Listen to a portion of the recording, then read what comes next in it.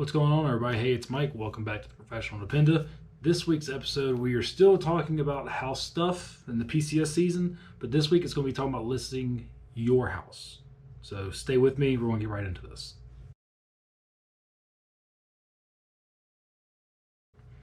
All right, everybody. Hey, it's Mike. Thanks for listening. Thanks for watching the channel. I really do appreciate it. If you haven't subscribed yet, please subscribe on YouTube, Spotify. That way you can keep up with everything that's going on. About to get really busy and really hectic around here because we got an accepted offer on our house. Our house just hit the market Friday, and with this insane market, we already got an offer and we've already accepted it. So we're under contract. That was really, really fast. In comparison, 2 years ago, it's actually kind of funny. 2 years ago, we listed our house in Arkansas on the same weekend. One of those Facebook memories popped up, and we had just listed our house in Arkansas. So same weekend, 2 years difference. One right when COVID was starting, like everything had just kind of shut down, but the COVID housing ridiculousness hadn't kicked in yet. So it's actually when we bought this house as well. So anyway, so now we've bought this house. Things are kind of starting to settle down, but this house went really, really quickly. Our house in Arkansas, we were on the market for 3 to 4 weeks before we had an offer, so it was super hectic, super stressful. So I'm going to go over things that you can do, some things to consider for listing your house, what you need to do to get your house ready to hit the market, what you need to do to help your house have the best showing, because you want your house to look the best, so it's the best representation for what your house is capable of. With that said, a couple things you need to consider.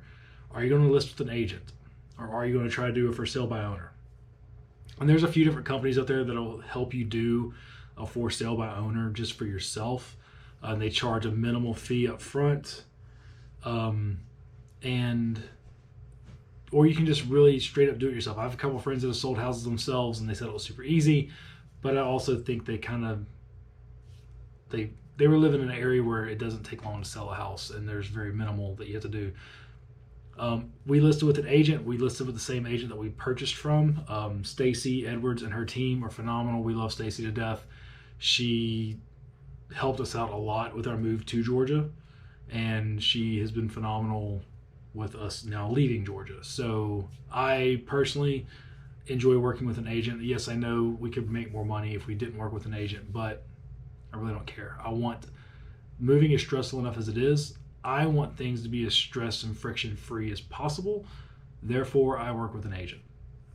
So, you've now decided that what you're going to do. You're going to sell it yourself, or sell by owner, or you're going to list with an agent. I can only talk about my experience, and my experience has always been listing with an agent. Our agent in Arkansas, Diana Dominguez, was phenomenal. Walked into our house, and one of the first things out of her mouth was, "Mike, you got to paint. You got to paint." There was not I would recommend painting. It was, you gotta paint. And so we did. We painted our entire house. Now, to be fair, painting our house was one of those things we had intended to do, because it was like this really weird, dark, like brown purple looking thing. It was weird, y'all.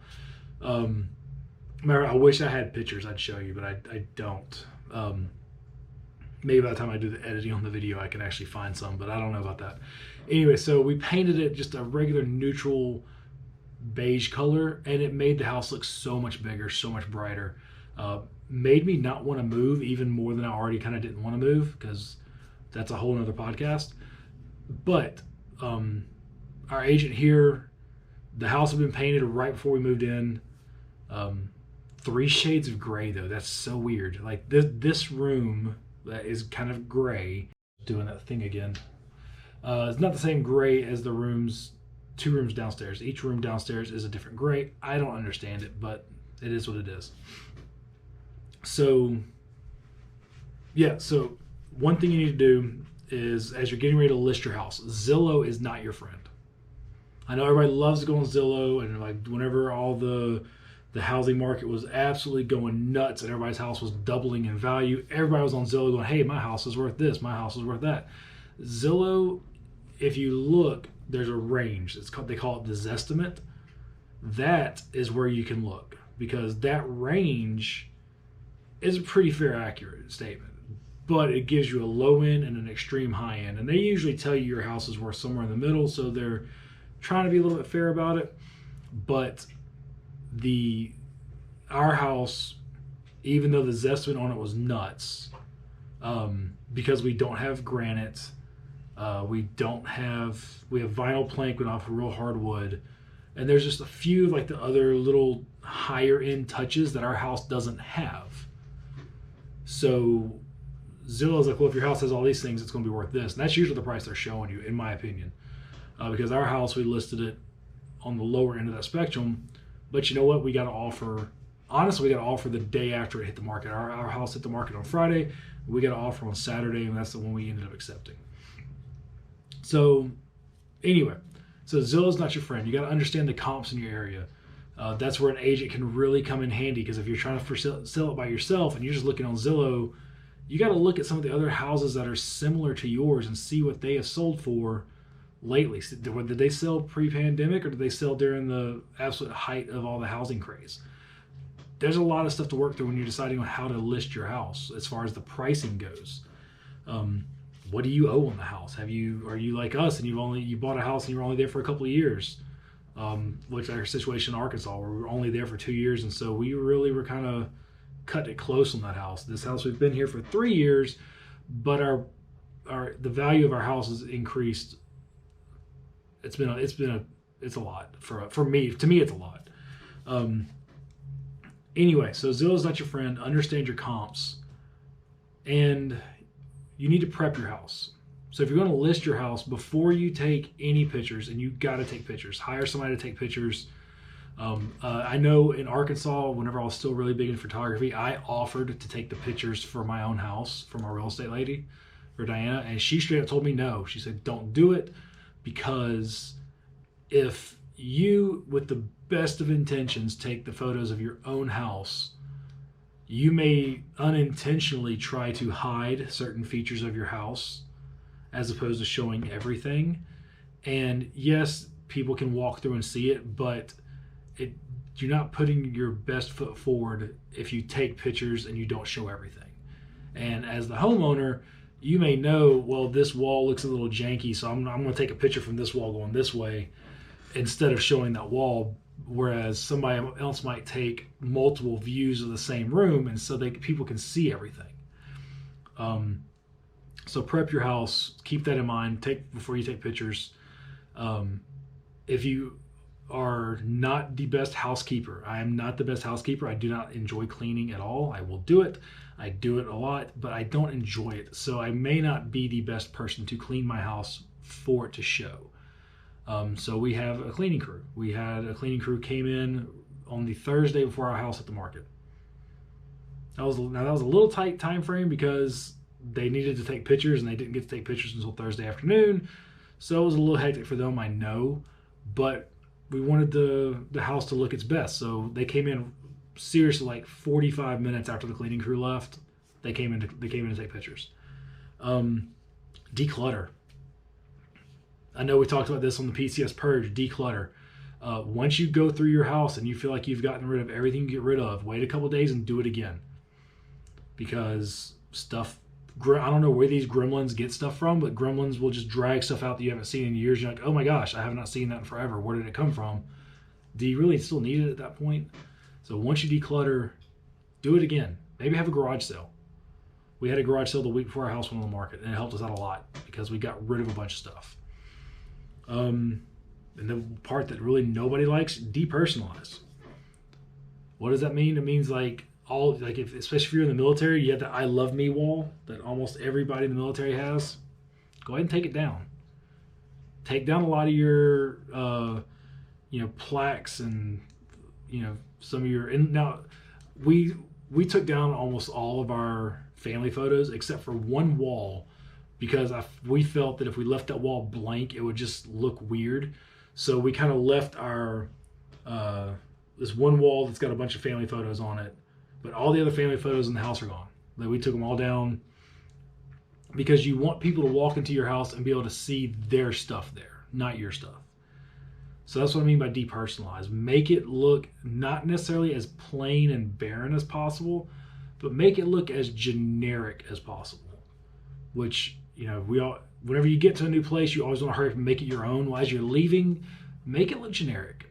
Make it feel homey, but make it look kind of, generic. And I know that sounds crazy and people are going to be like, but it's all my stuff. I get it. We still have, and I'm not telling you to take down everything. We still have stuff up now. I mean, I've still got some figurines over here and I've got some stuff over there, but the bulk of it's gone. The bulk of it's already been put in a box, not necessarily packed because we want our movers to pack us. And if it's in a box, they may not do it the right way. They may just open it up, go, yeah, it's good, and tape it up and go. So depersonalize a little bit. Do you have pets? If you do, if you have a dog and you're really going to want to make sure that either you or your kids or you pay somebody to do it, go around and pick up the dog poop in the yard. Because I know for me, whenever we were looking at houses, I like to walk around in the yard and just kind of get a feel of how big the space actually is. Because you can see it in the photos, but until you actually get out there and walk around it a little bit and get a feel for the space, or as my kids like to say, get a feel of the vibe, check the vibe of the space. I hate how much I just said that right now. Anyway, you can get a feel for the space, get a feel for how big it is. I know, like for us, like my kids are supposed to pick up dog poop every week. They never do it, so they had to go out and do it on Thursday. Actually, they did it on Wednesday because the guy was going to be out walking around taking pictures, and I didn't want him to step in poop either. So, because he was going to take pictures outside and then come inside. Don't want him tracking poop in the house. So do that. If you have cats, this is not so much a problem for me because I have a litter robot. We actually have 2 of them. It's basically this is not sponsored in any way. I wish it was because these stupid things are expensive. It's basically a giant litter box, and every time your cat goes to the bathroom, it starts a timer, and then it spins, and it dumps out the dirty litter, and it spins back, and all the clean litter's there. It does a couple things. It helps keep down on smell, and whenever it stops me from having to scoop cat litter, because that is my absolute least favorite thing to do. As far as it comes to being a pet owner, can't even talk. As far as it comes to being a pet owner, scooping poop is my least favorite thing for anything. So litter robot will help you out a lot. And the reason why is because cat litter smells, especially if it's like poop, it just stinks. So unless you are keeping up on that, like I know some people scoop it daily, some people scoop it, every couple of days. The litter robot thing scoops it every single time they go to the bathroom. Why is that important? Whenever you're getting ready to show your house, the last thing you want is bad smells. And if you try to use like air fresheners and stuff like that, it's only going to mask it. And people they'll be like, "What? Why does it smell like Febreze in here so bad?" And they're going to see a litter box, and they're like, "Oh, I can tell you this with the litter robots." I'm only talking about it so much because I love them so much. Both houses that we have sold, the realtors did not even know we had cats until I pointed out the litter box. Well, they knew we had, like, Diana didn't know we had cats. She was like, "So she was like, well, I know you have a cat. Where's the litter box?" I was like, "It's actually right behind you," because it was in the office, and she couldn't even smell it, which I thought was personally great because I was like, I'm so paranoid about people smelling cat and being like, "Oh my gosh, that means the carpets are going to be trashed." Because let's face it, people have like preconceived notions about cats, or animals in general. They think if you have pets that, oh, okay, well, now we're going to try to talk them into replacing the carpet or something crazy like that. So anyway, so yeah, scoop your cat litter honestly 2 or 3 times a day, especially if your house is on the market. As soon as your house hits the market, scoop it. Minimum 2 or 3 times a day. Definitely before you leave for a showing, take your trash out. Scoop the litter, take the trash out. What that's going to do is that's going to help keep the smells down. And you don't want crazy smells in your house while people are walking through it. I know, like, some people say, "Oh, bake cookies and do this and do that." Just vacuum it that morning or the night before, and then scoop your cat litter if you have cats. If you have a garbage disposal, run citrus, run like part of a lemon or an orange through your garbage disposal. That'll it'll get the smell of like citrus fruit in your kitchen area, which smells really nice.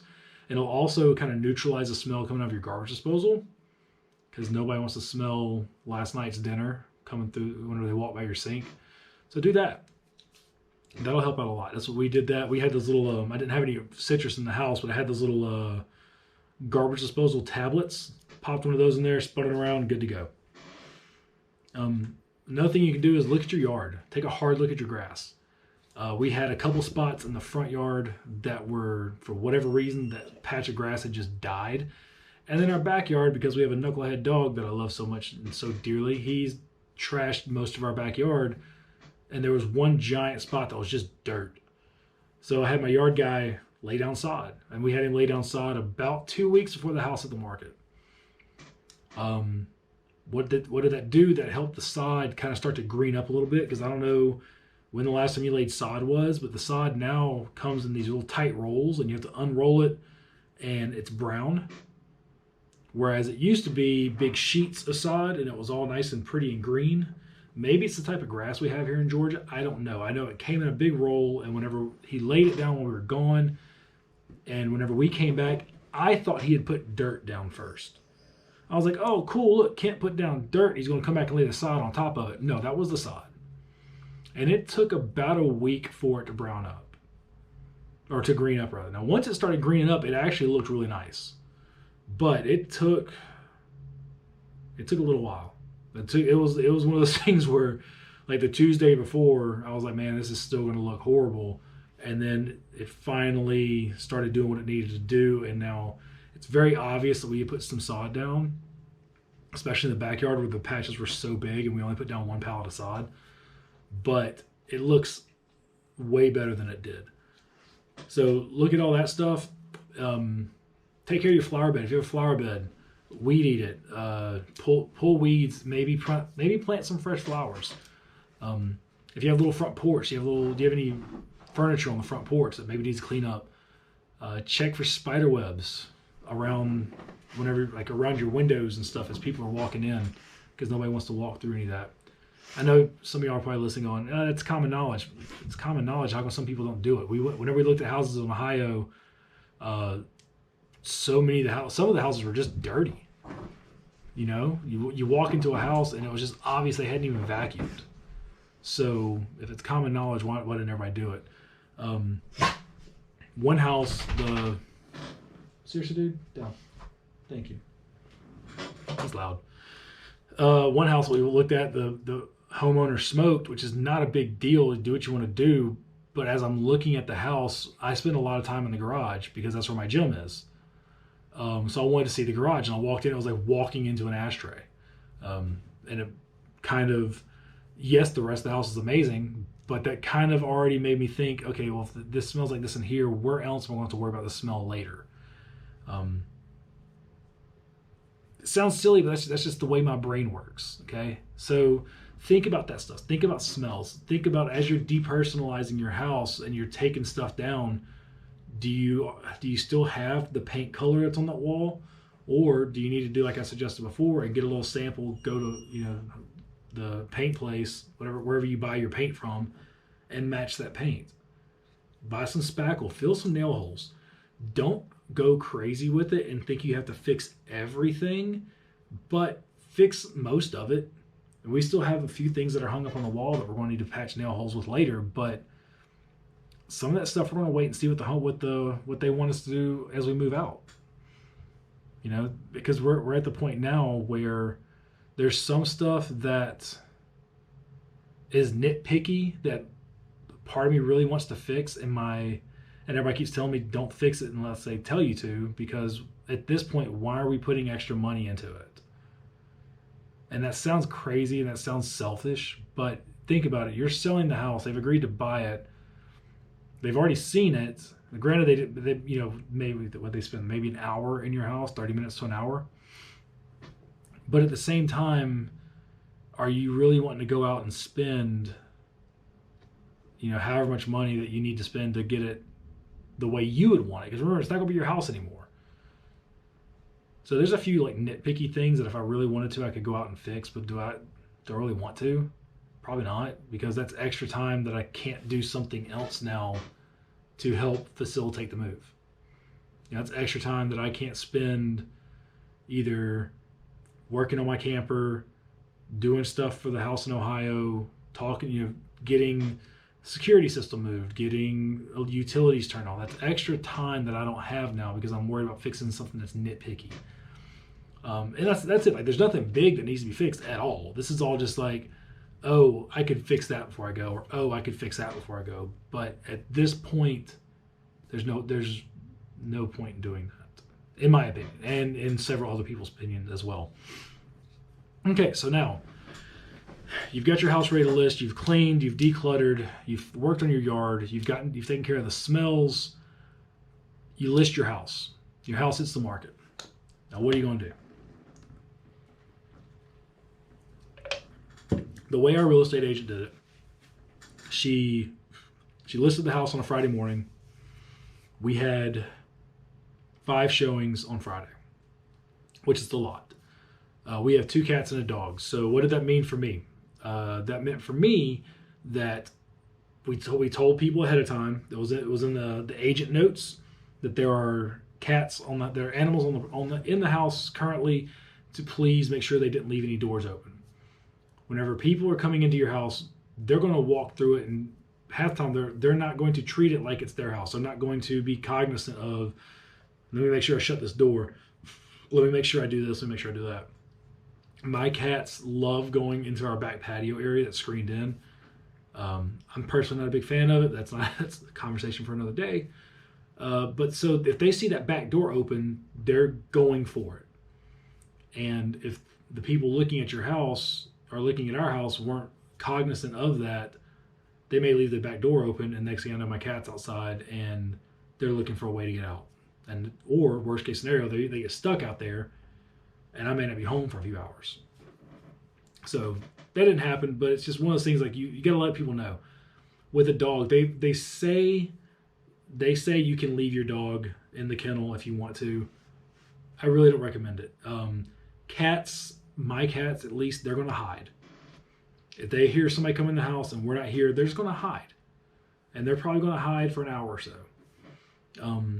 The dog, however, your dog is going to get super stressed out because somebody's going to be in the house, walking, talking, looking around, maybe talking to your dog. And if your dog doesn't know them, that's going to stress them way out. So what did I do? I brought Remo with me. We loaded up in the truck and we went and we just hung out for a couple hours. I went on base and checked on the camper. We let him walk around, or I let him walk around out at where we parked the camper at. That way he could kind of get a little bit of exercise. And then we came home. And then we had to leave again because we had 2 more showings that afternoon. He got to come with me to pick the girls up because we had showings at school pickup time. So we went and hung out in the school pickup line and picked up the girls with him in the car. So that's stuff to think about. If you don't have the ability to take your dog with you, maybe find a doggy daycare in your area. The place that we take Remo to, they offer daycare during the day.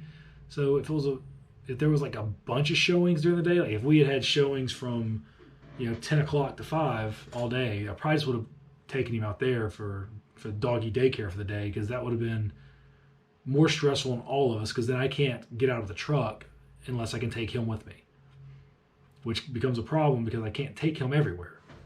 We did go to Lowe's. We went to PetSmart. PetSmart kind of stressed him out. But that's just all stuff to think about. So you want to stay out of the house while people are looking at your house. Make sure all your stuff's picked up off the counters. If you got kids, double check their rooms before you leave.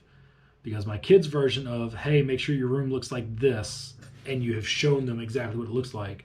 Make sure your room looks like this before you leave, doesn't always translate to that. So make sure you double check your kids' rooms. Oh, excuse me.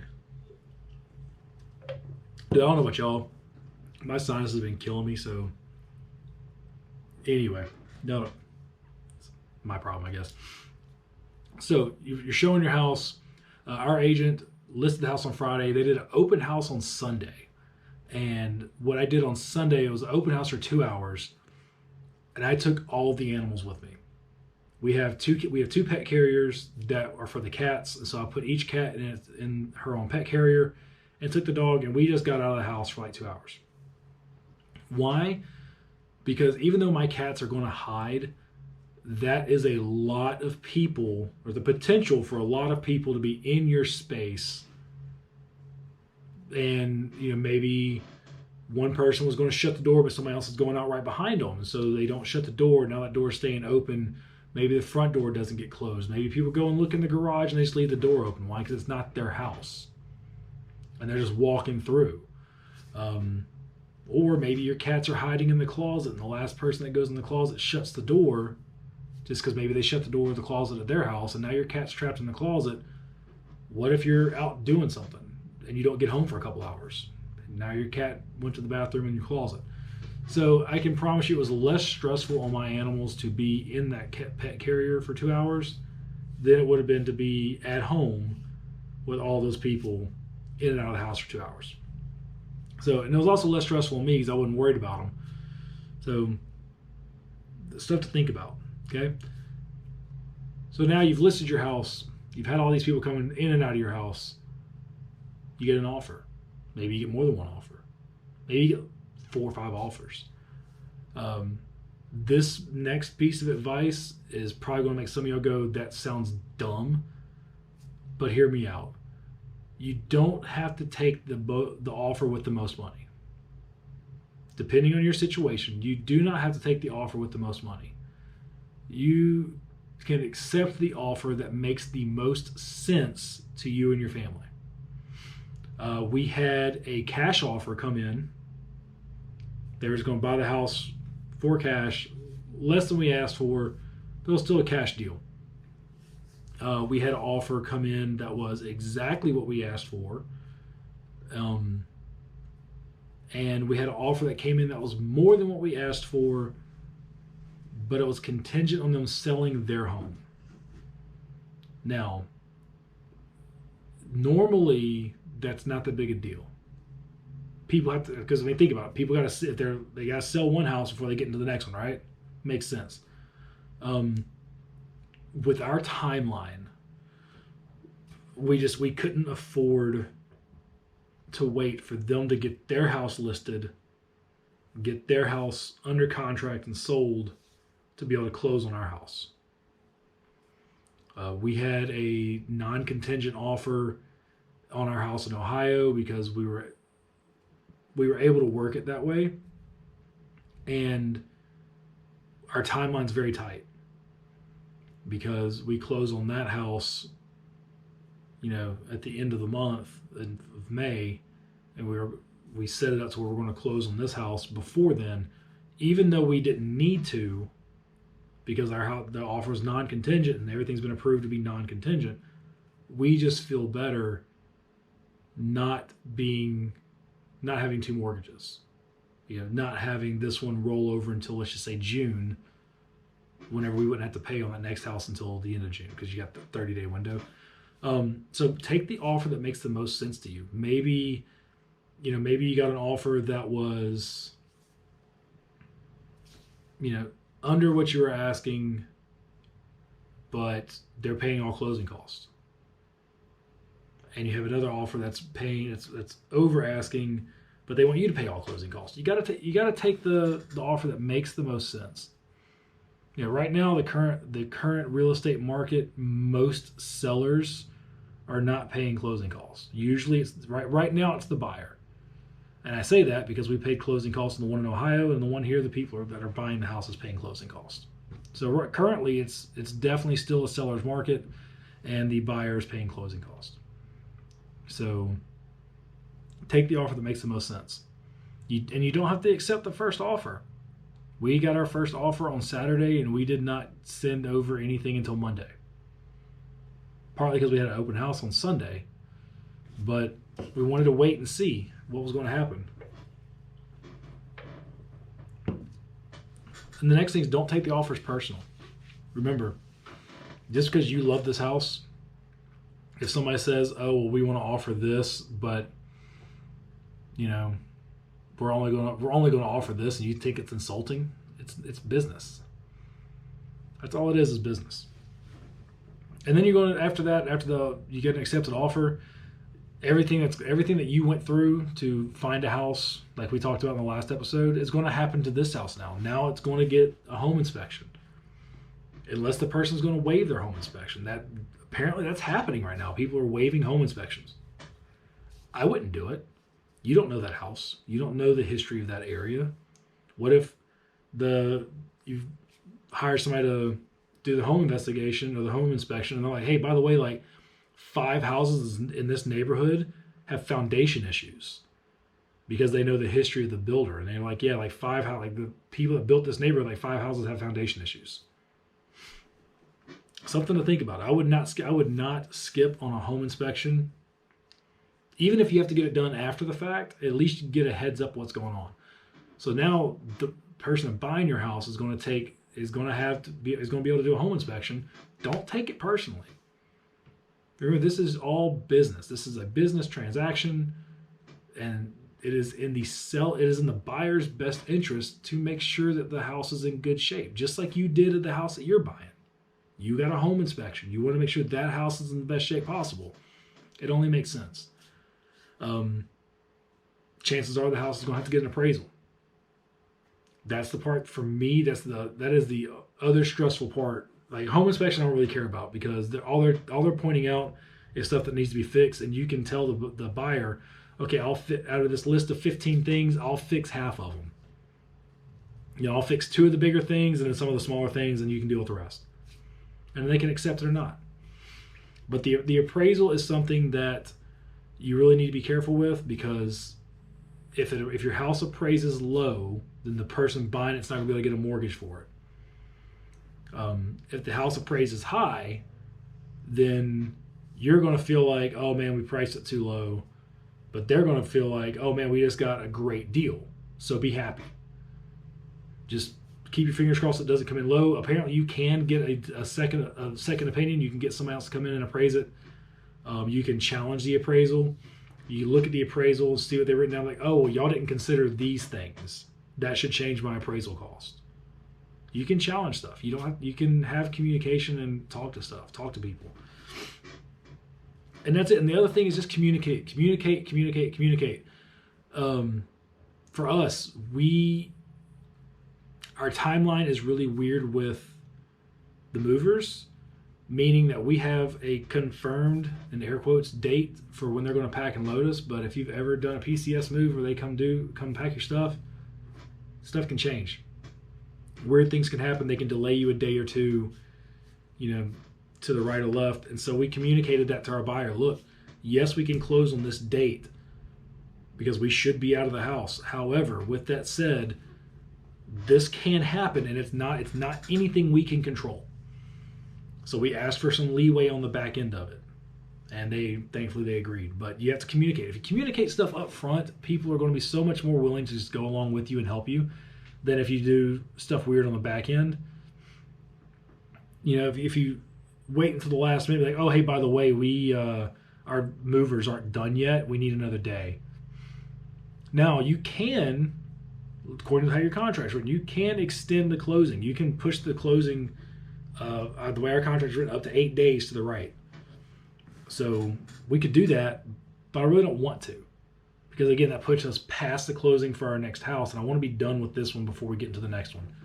That's personal preference. You don't have to do it. This is the way I want to do it. So that's it. That's communicate. Like I think I say communicate in every single thing.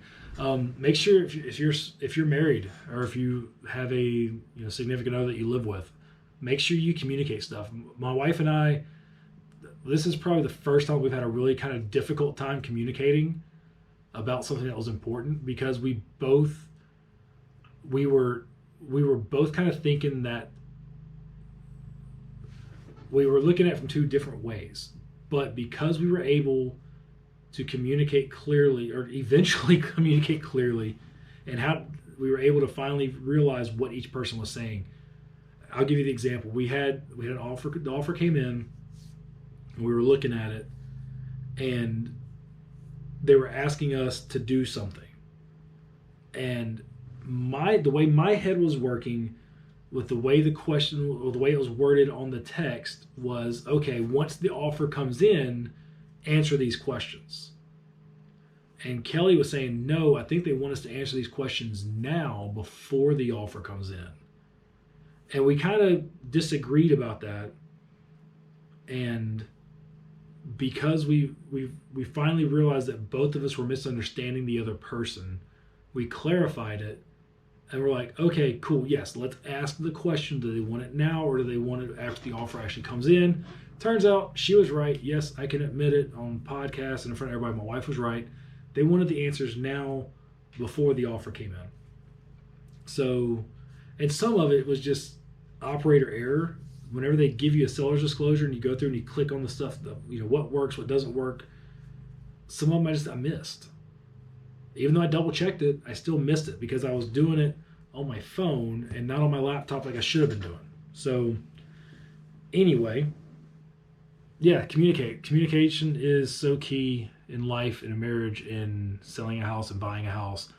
Anything financial, communication is so key because face it, buying a house is the single biggest financial decision that you're going to make.